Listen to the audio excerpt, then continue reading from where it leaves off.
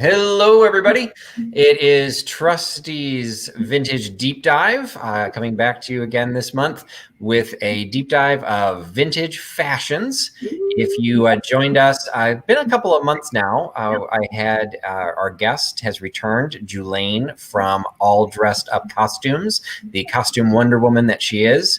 The last time she talked about fashions of the 50s. So we had a little bit of a Mrs. Maisel tie-in, some mid-century modern, some great discussion on those fashions. And I got her to come back and cover a different era. And our newest, what we're going to be covering tonight is vintage fashions of the 20s. So we're going to have the roaring 20s. We're going to have flappers. We're going to have probably a lot more than what I know anything about. So we are now at the 100 anniversary, 100 years. Wow. So these fashions are now going to be officially antiques very quickly. And Julane from All Dressed Up Costumes has an absolutely massive costume collection. She has a massive personal collection. And I know she is showcasing pieces from both the shop as well as her personal collection. So thanks for those who are joining us this evening. I've got Crafty Jackie is joining us. Hey, Crafty Jackie. Annette Fain, welcome back. Annette, thank you for joining us. Hopefully we'll have a nice little turnout tonight. We'll try and keep it relatively short, try and keep it within that hour because I know that there's some other events going on later tonight, but appreciate those of you who are coming to us live. Just for anyone who might be coming new, just remember this is not a sale. So I appreciate if you joined me thinking you were getting a sale, but Julane is not selling anything she'll be showing tonight. So this is informational purposes only, but it is a live interview. So just like in a live sale, if you have questions and want to participate in the chat, you can enter your comments in the live chat and I will be moderating them throughout the evening. So if you have any questions, if you want to see anything in closer detail that she's going to be covering, definitely give us a shout out and join in the live discussion. If you don't have any questions, that's fine as well. Just hang out with the Huckster Hecklers and enjoy the presentation. So I'm going to, without too much further ado, I'm going to pass things over to Julane, let her give a little bit of an introduction of herself, and then go ahead and get things started. Oh, well, okay. So Julane Sullivan, and I do own All Dressed Up Costumes. And I am a costume collector of vintage. I've been collecting vintage clothing for forever as well. Costume shop that I have is about 10,000 square feet. We have over 100,000 pieces out there. Many of them are vintage. Many of them are things that we have recreated or built ourselves. And some of the pieces that I'm going to show you today are pieces that I have actually salvaged and saved, not because they're in great form, but because I want to use them as a pattern. And I do want to share with you some of the information about how those designs were created and why they were created and how people wore them. So we'll just dive right in. On the back wall, I hope you can see it. I have a Votes for Women sign back there. That is a reproduction. It's not authentic. But I wanted to start with that because the roaring 20s and 20s fashions really came about because women got the vote in 1920. And with that came a sense of freedom and empowerment and equality that they had not had before. So the corsets that they wore and the tight figures and the long dresses and the long sleeves and the high collars, all of a sudden seemed to be something that could be put in the distant past.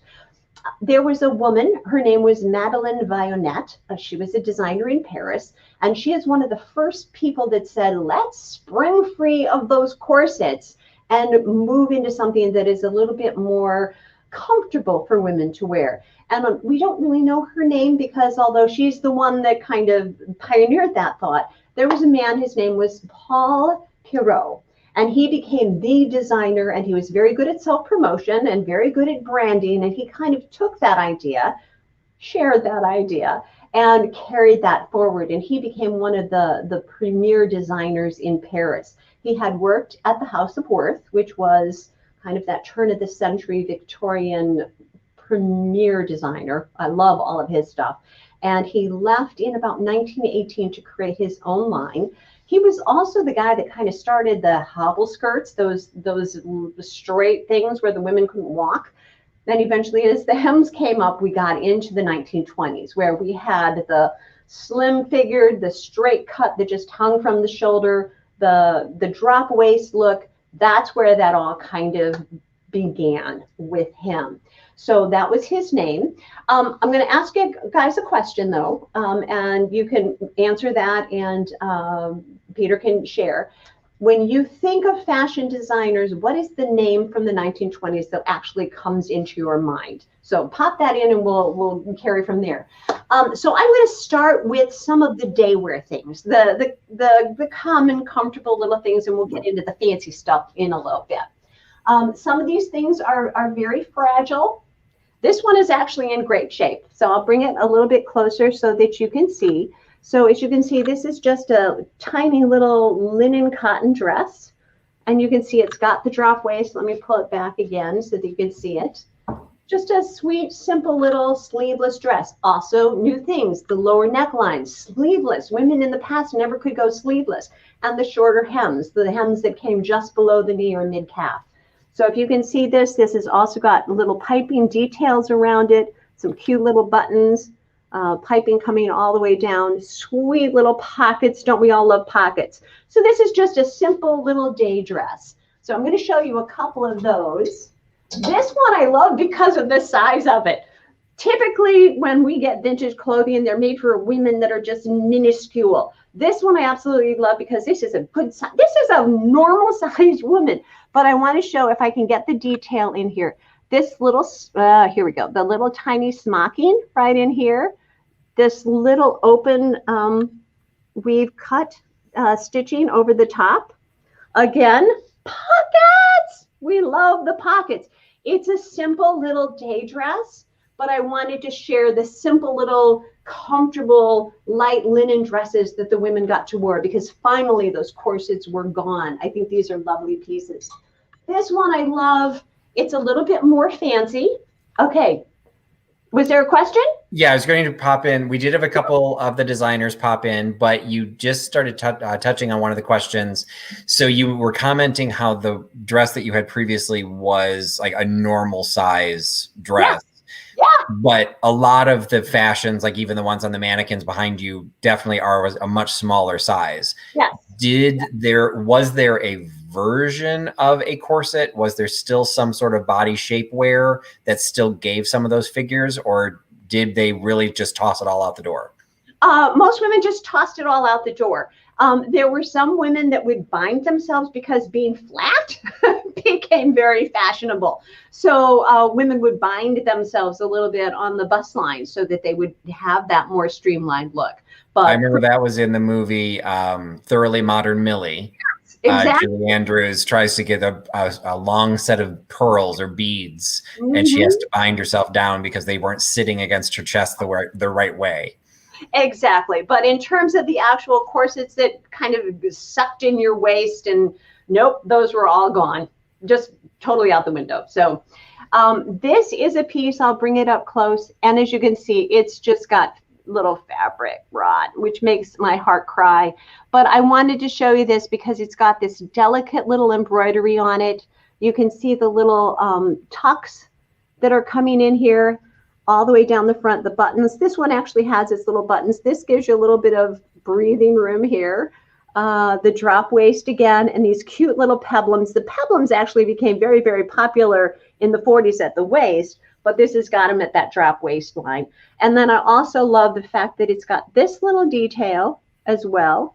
There was all these wonderful sort of Art Deco details put in all of the dresses and the pleats. And so this is sort of that, not necessarily house dress daywear, but I'm going to have lunch or going to have tea daywear dress that I think is so lovely. One of the terms that you've mentioned now a couple of times, and I might be the only person that needs this clarification, but I'm familiar with the raised waist, the Empire or the Empire waist, but what's a drop waist? Like, how does that fit? How does that work in fashion? Okay, so the drop waist, if we come back here, you can see this is where the weight, this is where this seam is. Typically, your weight on Empire wood, your seam would be under the bust, or at your natural waist, which would be here. So a drop waist is where it comes down and it just rides at the top of your hip. Does that clarify that? Okay, so in that one, it's a single piece. So it would only, basically a drop waist would only exist in a dress. So you don't have a drop waist like a skirt and a top. Yes. Oh, you do? And no. So as we move forward in designers, we're going to skip ahead a little bit. Another designer who came onto the scene in like 1918, 19, right around there, was Coco Chanel. Now, we kind of know her later on for being pretty famous, but she developed a line of what were called cardigan suits. And those cardigan suits were sweaters or pleated skirts, and the sweaters were all longer. So they didn't come to the waist. They came, if I step back, they would come down farther, and they would have a matching dress underneath them. And so the long sweater that also came to the hip or below the hip line with a skirt also became very popular. So that, so is that still considered, would that be considered a drop waist? Mm-hmm. Really? Oh, okay. So I've saw one of the Coco Chanel movies, they talked about that. And so I didn't realize that would still be considered drop waist. We did have a question that come in, since I've already interrupted you. Sure. Because we were talking about the undergarments. Jackie is asking, when did women start wearing bras? Now that's an interesting question. I don't actually know the exact answer to that. They were wearing bras in the 20s. So I would venture to say we are probably looking at somewhere 1910, 1912, but that's something, somebody can Google that while I'm chatting. How's that? Somebody Google that. Very good. Because I don't really know. Okay, so Coco Chanel, and I'm going to talk a little bit more about her when we get to this suit in the back. I asked the question of who's the designer that kind of comes to mind when people think about the 20s, and I don't know if anybody threw anything out at that. We had a Chanel, we had a Schiaparelli, and we also had, for accessories, Davis and Whiting. Okay, a lot of you have great names. The name that normally pops into my mind is Erte, because he's associated with all those beautiful renderings and drawings. Erte actually worked under Paul Pirot, and Paul Pirot is the one that we kind of were talking about. Erte worked for him for a couple of years, and then right in 1920, he was hired by, I think it was Harper's Magazine, to do a cover. And from that, he took off to Hollywood and started doing sets and costume designs. And a lot of what he did in terms of costume design was then siphoned off into the fashion world. A lot of what was going on in the fashion world was siphoned off into his design. So it was kind of a nice blend between art, theater, and fashion. And a lot of that occurred back in the 20s as well.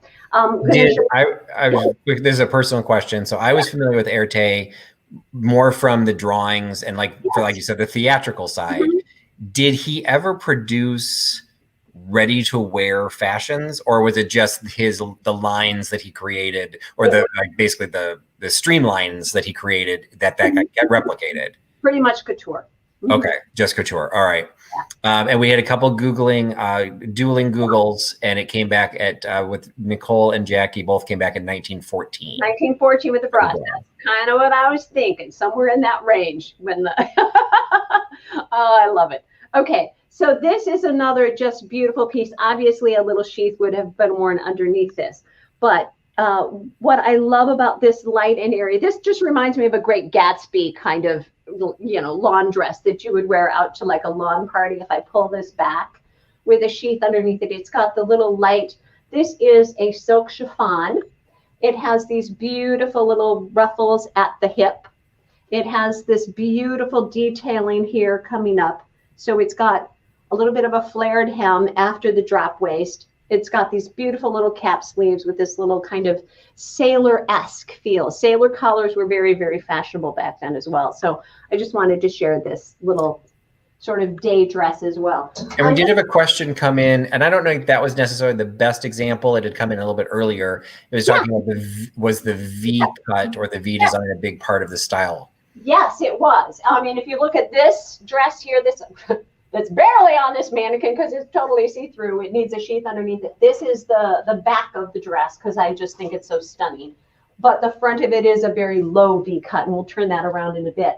You can also see this has got the V neck. And I think you'll see as we move forward with a few other fashions, you'll see that as well. So now, you may or may not know the answer to this. When you looking at it from now, looking backwards, you've got the chevron, the V, you've got the Chrysler building. Where did these very structured lines, this V shape, what started all of this? Well, I think the interesting thing, again, as I mentioned, it's like it included art, fashion, and theater all together. And Art Deco became the popular, yes, V cut is very flattering, but the Art Deco look became, so fashionable, as you mentioned, the Chrysler building, in architecture and in interior design and in graphic design. And that chevron, the V or the zigzag was very, very popular. Coco Chanel did a whole lot of zigzag in her cardigan knits that she worked with. So fashion kind of was inspired by the architecture of that time period and vice versa. So I think that's where it actually came in, is it was inspired by the architecture. Excellent. And the graphic design. So, all right. I'm just going to pop this out because it's just so damn darling. Look at this tiny little one for a little girl. I love it to death. And it just has hooks and eyes all the way up the front of it. And if I bring this in a little close, you can see the little detail here of the little drop waist and the tiny little buttons. I just wanted to show it because it's just so cute. It's cute. You mentioned the hook and eye. Yeah. I'm actually Googling it right now. I have no idea when the zipper was invented. What was the predominant closing fashion at that time? Well, interesting that you ask. So snaps, hooks and eyes, and buttons. And a lot of the clothing of that time period was created so you didn't need any of it.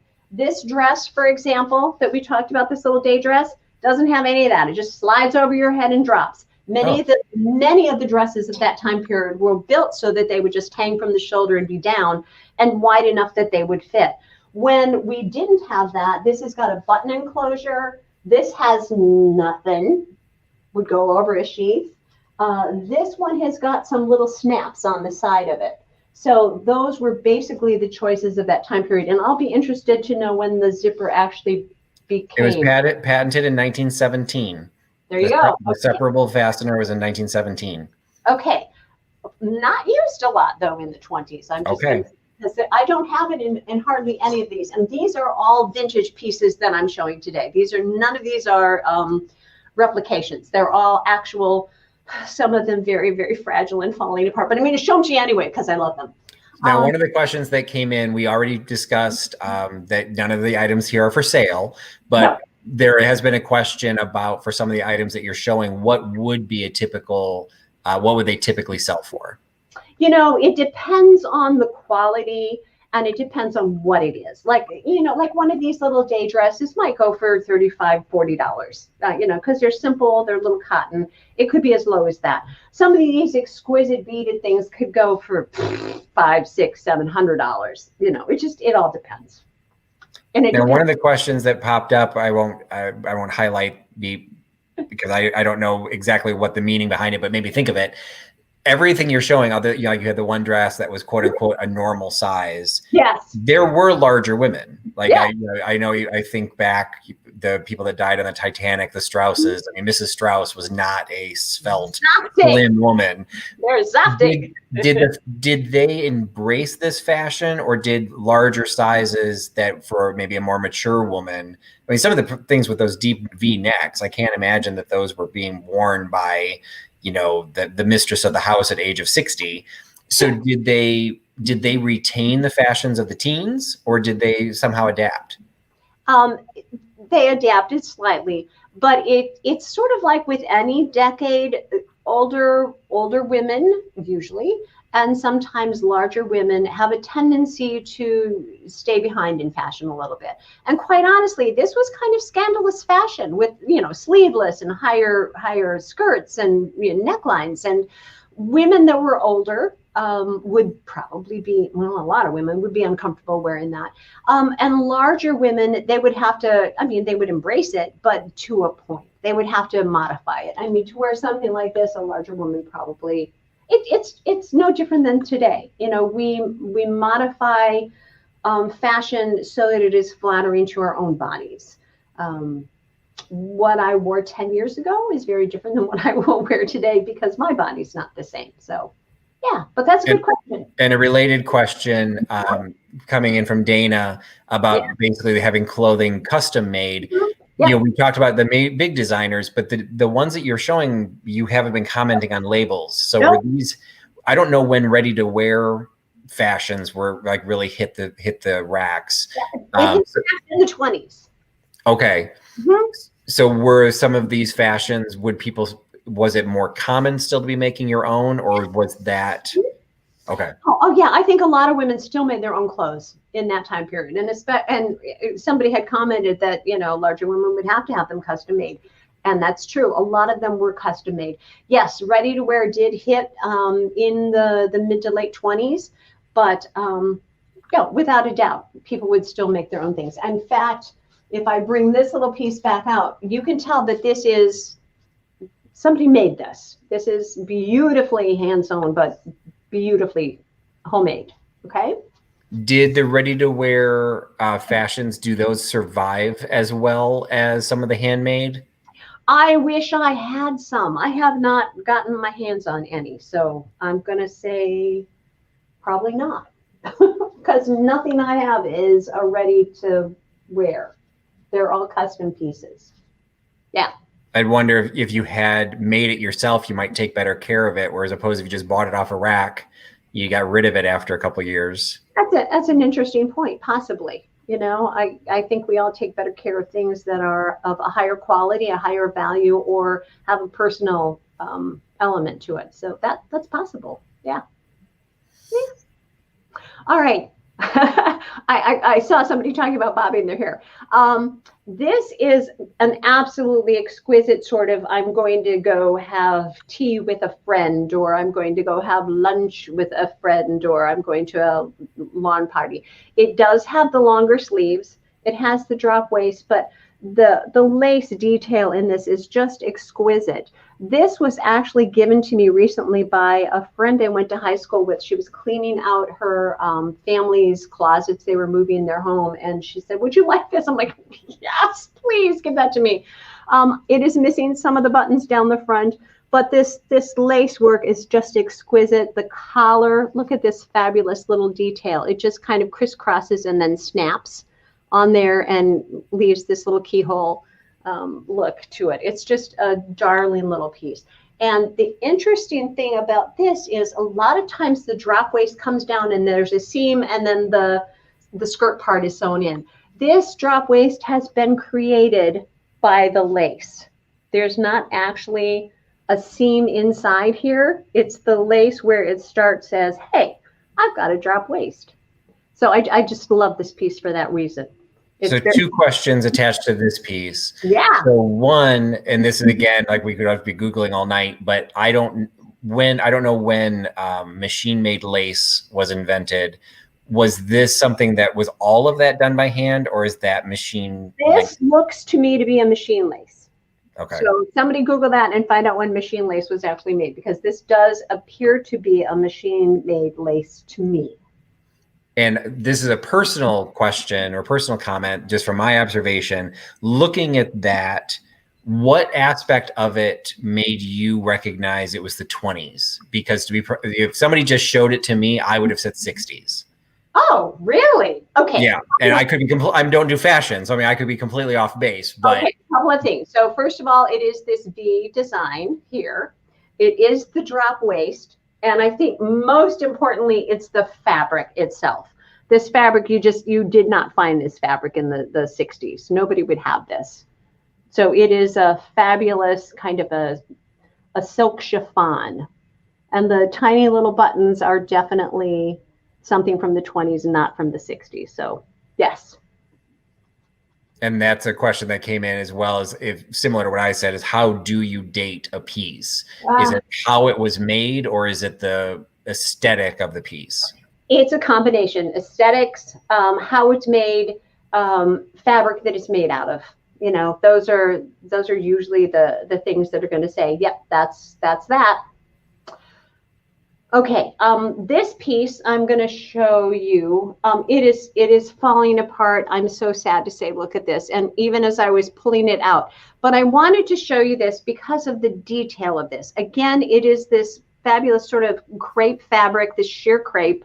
But look at this velvet little cuff. These are little velvet kind of petal leaves that are on the cuff. It has the matching velvet collar. Let me turn this back down that the cuff is made out of. These are little buttons, and there's a little loop button, so we've got the keyhole. But when we get to the drop waist down here, it's got the little velvet detailing again on it. It's so adorable. It has the drop waist belt in the crepe chiffon. And then it has this little Art Deco clasp that kind of locks around the waist and keeps the belt together. It also has this fabulous back piece, just kind of floats as you walk in the back. It drapes. I feel so sad. It's falling apart, but I wanted to show it to you because it just is so lovely and so unique, I think. We've got a two-part question that I think applies to that outfit. So one, what came in earlier from Christy, is if you were to have a vintage piece that you would want to sell, or I guess the flip side is if you wanted to buy, where do you find the best location to sell or buy vintage clothing that would be authentic? Oh, wow. That's there are places on Etsy. People are selling vintage clothes on Etsy. And then you have to know enough about it yourself to know that what you are buying is vintage, or know that the buyer is reputable, and you can check that out. There used to be some wonderful vintage stores that just sold vintage fashion, and I just don't know that any of them have survived over the decades, much less over COVID at this point. There was one in Wheaton locally, here in the suburbs, that I used to go to every once in a while just to pick out pieces, but it's long gone. So I would say almost your best bet right now is Etsy shops. Okay. And then as a somewhat related question, but really specific to the piece that you just showed, clearly there's serious damage to that fabric, and that fabric is going to be very brittle, and it's going to continue to be damaged.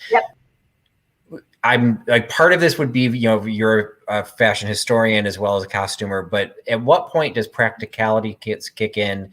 Would you cut the velvet out of that and apply it to a different dress? Or do you feel it's better to keep a dress that's clearly not in a wearable shape, but just have it as just something sitting in a drawer? That is a super fair question. This piece right now is breaking my heart that is what is going to happen to it. Like some of these pieces, the reason I have them is so that I can use them as patterns. I can now take this dress and this back piece, and I can pattern off of it and recreate this. I can take the fabulous little Art Deco clasp that's on here and repurpose it on a dress. I can take the velvet because it's in beautiful shape, and I could basically replicate this dress. Once I replicate it, however, I won't store it in my vintage universe. It would end up going out into the costume shop, and then we would allow people to rent it. Typically, when I have let people rent my vintage things, I cry because they come back. So you still consider it contemporary if you took the velvet collar, the velvet cuff, and the velvet drop skirt? Would you still consider that contemporary, or would it still fall under vintage because the pieces of it are vintage? I would call it vintage, but I wouldn't call it an authentic vintage piece. I would not sell it on Etsy as an authentic vintage piece. I would have to say that it is a replica using authentic pieces from an original. Okay. And point out exactly what that was if I wanted to sell it. And related to that, since we still have the same piece there, I don't know because that one looks like the fabric is it's just brittle. This is fabric rot. There's no way to. So it's not the seam has ripped away. So in general, do you have tips for repairing? Yes, I do. So let me grab, I was not even going to show you this one because this is a fabulous little drop waist black, and I don't know if you can see the details of it very much in the lighting, but right here, this lace has come apart from here, but this is at a seam. So I can take this and very delicately hand sew this back together, and it will be pretty much as good as new. When you recreate a dress, do you hand or machine sew it? Depends. I would machine sew that piece because I would die trying to hand sew it. I'm not much of a hand sewer. When I build costumes, I build them with my machine. And quite honestly, I have, I don't know if you can see this fabulous little rolled hem on the edge. I have machine presser feet that do that kind of work, and it will do it much faster than if I ever attempted to hand sew. So if I'm doing that, same thing with this one, I would probably hand stitch this because it's a short little piece and I think it would turn out better. And it's the same thing. I noticed that this little sleeve over here has kind of come loose, and I can hand stitch that. Okay, for example, let me take you this. I haven't done this. You can see where right here, this particular piece, maybe I'll bring her back forward so you can see it up close maybe. I love this piece. You can see how this has come loose a little bit right here.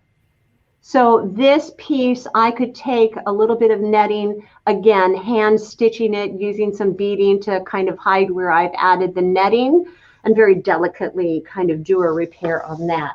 I think the same thing is true if I twirl her around to the front.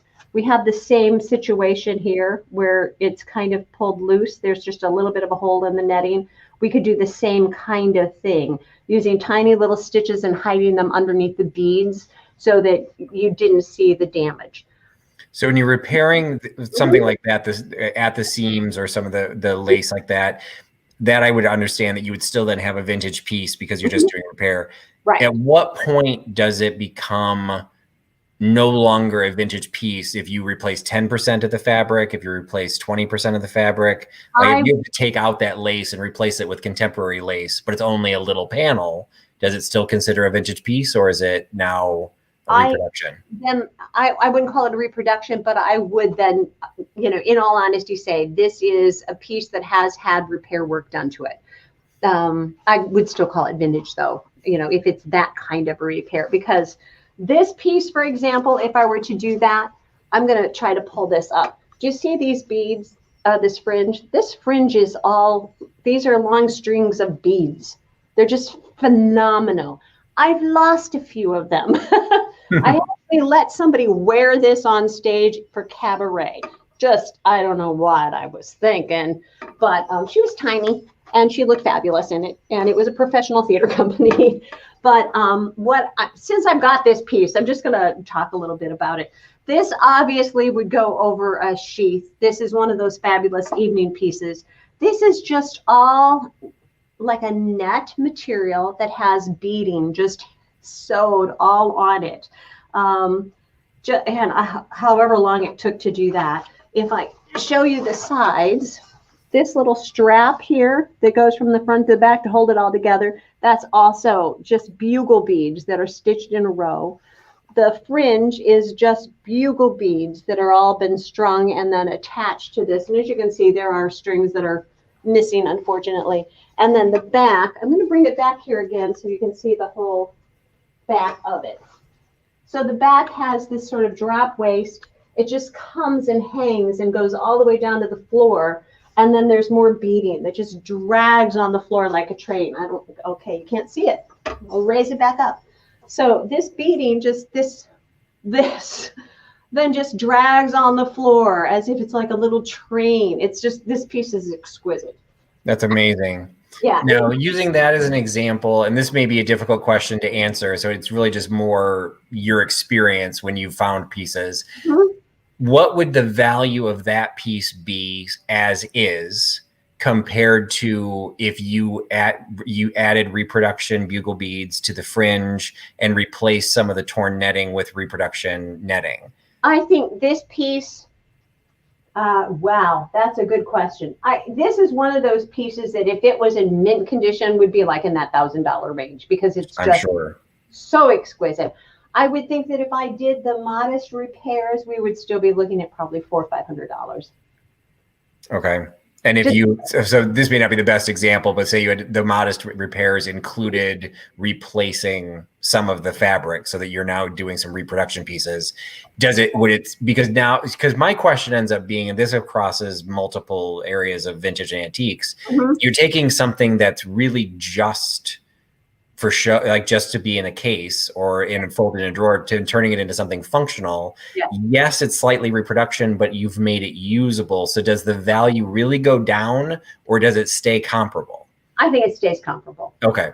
Like if somebody wanted to purchase this piece and they were using it in a movie and they needed that authentic vintage piece, yeah, it's now it's wearable, but it's still rare, and the rareness of it makes it valuable. Excellent. That makes sense. Okay. All right. Well, we talked about that beautiful piece. I'm going to bring this out because this is, since we're going into bead land, I love this piece. This is a little, I kind of paired it with this. This is like an under sheath that's got the drop waist and a little pleating on the bottom, but obviously something went over it. I don't have what went over it. I'm just going to put that away. So I usually just throw this on it. If you can see, this again is netting, and it is just all this Art Deco hand beading on it. And this particular piece is like, it's in mint condition. It's just, okay, if I hold it, I don't know if I can hold it still long enough where you can see the detail of it. Moving it which way in the camera. There, pull that back. All right, can you see that? Is that good? Yeah, it's amazing. It has the fringe. It has this little drop piece. It's got the Art Deco shapes. If I turn it around in the back, it pretty much is the same scenario. It's just a little bit shorter. It's got the little seam up the back, and I think it's got little snaps that go up the back. It's just an exquisite little kind of overpiece that would dress up a little sheath. It would be that day wear to evening wear little add-on piece, which I think is just fun. A question related, because you've now had a couple of pieces there. Oh my goodness, you had a couple of pieces where it really is almost the art of the piece is defined by the beading. Yes. Were bugle beads? Was that a new invention in the 20s? Like, did that exist? Somebody compared this to Downton Abbey. Did that type of hand beading exist earlier? I mean, I know like with jewels and things they did, but why was fringe suddenly a 20s thing? Like, why was that a new invention? Well, I don't know that fringe was a new invention because if you looked at some of the fashions from the House of Worth, he used some fringe, not the long fringe that you saw in the 20s, but there were fringe pieces like these little cap sleeve pieces that you would see on some of his evening gowns, turn of the century, 1890s, 1900s through the 1905. You would see that on some of his evening gowns. Bugle beads were used a lot in embroidery in the House of Worth as well, and in some of the other designer houses in that turn of the century. So why did they start wearing fringe? Why not? I think the fringe became a part of the culture of the jazz. So jazz became extraordinarily popular, and the dance clubs and the dancing and that whole part of society became so popular that the fringe became a part of that movement. It's like, okay, if we're dancing, let's have movement in the costumes. When we look at the handkerchief hems and the fringe, that's all a part of that dance jazz club culture. So I think that's where that all has come from. But bugle beads existed prior to these, certainly. Again, somebody could Google and see when they actually were invented, but they did exist at the turn of the century. Oh, I wandered away. This is yet another little sparkly sort of piece.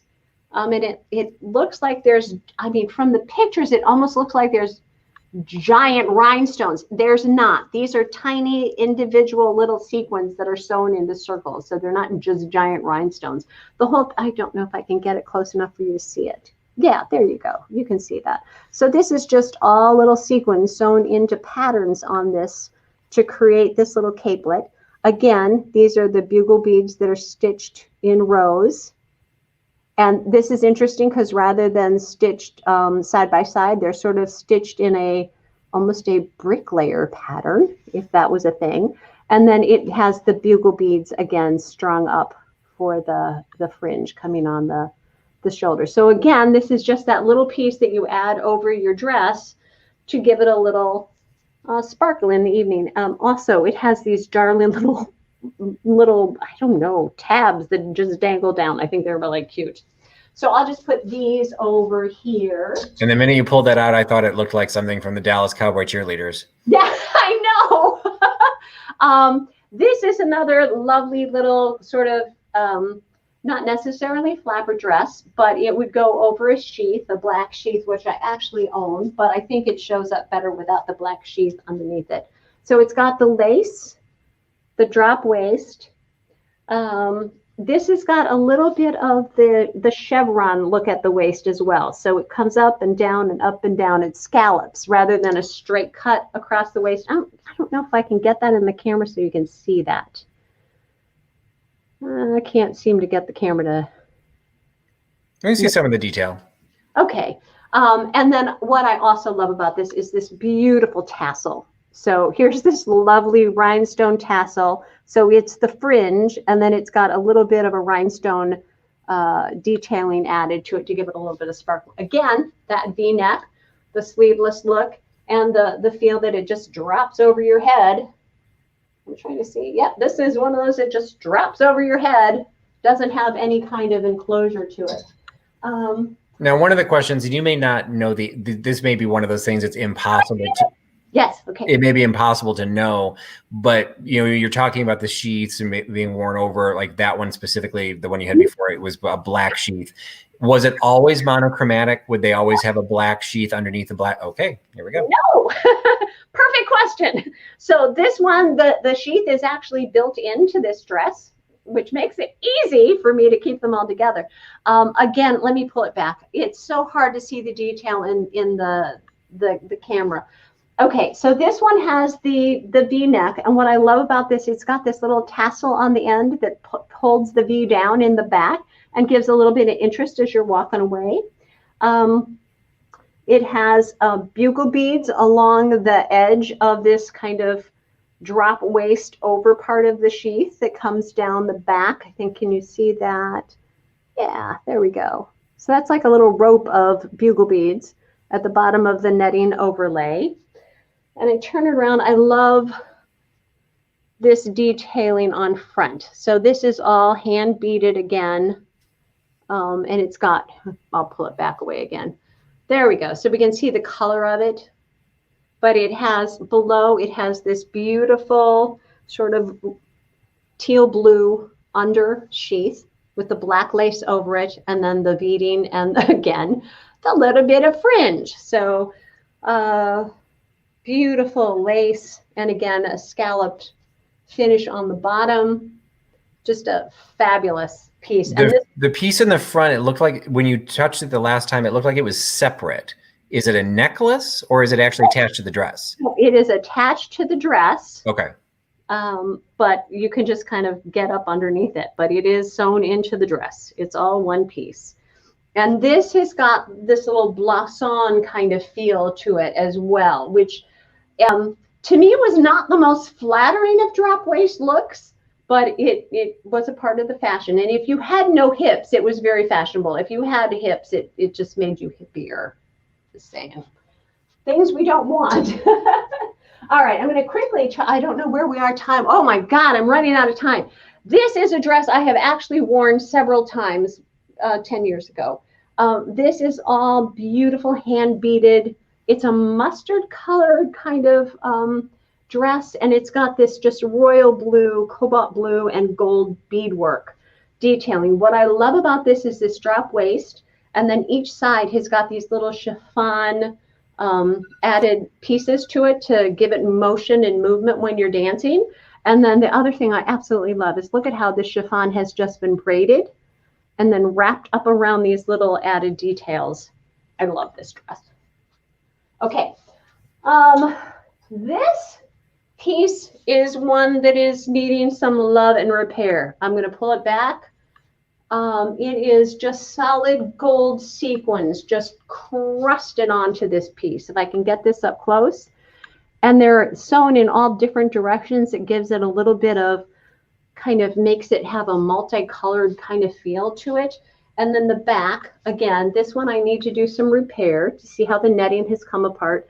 But again, this chiffon is sewn into the back of the dress. So as you're walking away, you have this beautiful chiffon train and these over pieces. But this is actually a part of the dress. This chiffon, yeah, I got it. my hands are in the way. So if you can see that. So that is just a part of the dress. So as you're walking away, it makes a statement. I love this piece. How far gone does a dress need to be before you're just using it for its pattern making ability? This far gone. Perfect time to ask that question. This dress, as I pulled it out of the box, just crumpled in my hands. It is just brittle. Do you see the edge of this? Yeah. It's gone. And I love this because the fringe on it is absolutely perfect. There's 2 layers of fringe here. There is this fringe little section that just it's attached at top and bottom. It gives it an interesting movement. So I love it because it's so unique that way. But this, it's like a chiffon silk, and it is shredded everywhere. It's gone. And there's nothing I can do to salvage it, because even this base part of the dress it's shredding. It makes me cry. So this piece I'm going to struggle with. I am going to show you a couple of things really quickly because I know we're getting close to time. This is a coat from the 20s that I absolutely love, because you can see it's got sort of that drop waist feel, little fur cuffs, and it comes down and then buttons. And I love the fact that I actually have the original buttons on it, original button up here. Pop this away because here's the one I really want to show you. This cape. First of all, purple. We love that. It has its buttons, its original jet buttons on it. It has these wonderful tassels that come down around the shoulder, down and just dangle in front. The detail down below. Do you see the beautiful jet buttons? I can't hold it up high enough. And the stitching below, just the detail and trim on it is just exquisite. So this is sort of like an opera capelet, I would say, that you would wear. I love this piece. And I know we're running out of time here. We're getting to... One of the questions on the fashion aspect of it, the length of the coats. Yeah. Does the coat length have to be longer than the dress? Does the dress, or are they supposed to be the same length? No. Okay. Back then, yeah, it would be lovely if your coat was the same length as the dress, but it didn't have to be then at all. In fact, you know what, I'll get these trousers. These are like late 20s, moving into the 30s. This piece right here, we'll talk about these that are on the thing. This is a lovely coat. I don't want to move it too far close so you can't see the bottom. And I've paired it with this lovely cloche hat. We haven't even gotten to hats. I talk too much. This is a beautiful coat dress. One of the kind of that came out of the style of Chanel was doing her Cardigan Suits. So coat dresses became very fashionable. So here's this fabulous coat that has sort of a swallowtail cut to it, but it's made out of matching fabric to this wonderful dress that has its little brown top, a brown drop waist sash, beautiful brown, and then it's got this pleated bottom to it. I absolutely love. This is, again, one of those pieces that's in like mint condition. This one has some snaps up the side to get into it. The coat is lined in blue to match the little bit of blue detailing in the dress itself. And it still has its original button as well. So it's like one of my favorite. And this is like a velvet that has like a little cut detail to it so that it, I don't know if you can see that, but it has like a little stripe cut into it. And then that same fabric is on the cuff. And gorgeous. Now, Lovely. you mentioned that's more like that was late 20s going into the 30s. As we wrap into our final couple of minutes, what did happen with fashions? What did happen to fashion after the Depression? Did the flapper dress immediately disappear, or did it stick around for a while? It kind of immediately disappeared. And I can't remember who the quote was by, but it was really funny. It was talking about how hem lengths, when we got into the 30s, immediately dropped because dancing was done. Well, you know what? I'm sorry. Dancing was never done. Dancing just became different. These are dresses from that late 20s period because, let me put this one away. As we look at this, it still has the drop waist, but it's got the length. The length has returned. So it has, again, the little, kind of things that float behind you so that you make a statement. It has the little rufflettes that come down. Again, the rufflette kind of peplum at the drop waist, but it's long. This, again, has its very own actual sheath that came with it. Did the length go back down to the floor, or did we hit knee length, or where are we at? Went back down to the floor. This is another piece that then is getting into that early 30s. So it has the back that's low and swagged. This is made out of metallic lace.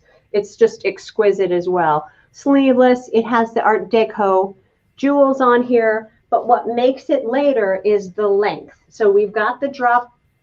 I can't see if you can see it. There is an actual drop waist, really low seam back here, but it also has a dance loop with it so that as she wanders, she can have her dance loop together.